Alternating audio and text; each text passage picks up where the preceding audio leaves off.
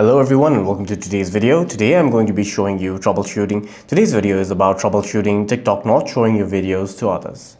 For that, first off, we're going to be opening TikTok and changing our privacy settings. For that, open up TikTok on your device, tap on your profile, head over to the three-line menu, tap on settings and privacy, tap on privacy, and make sure that private account is toggled off. Also, on individual videos, you can head over to the three dots on the bottom right, tap on the privacy settings of the video, and make sure that everyone is turned on in this as well. You can also try clearing the cache. You can also head over to settings, tap on apps, tap on see all apps, scroll down to find TikTok, tap on storage and cache, and clear storage and cache of TikTok and see if that helps.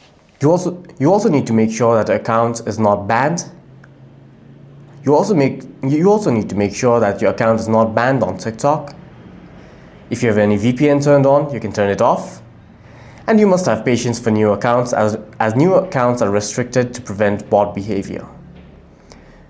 Try interacting with content like watching, commenting, and following to prove that you are human. For any further questions, please feel free to leave a comment down below.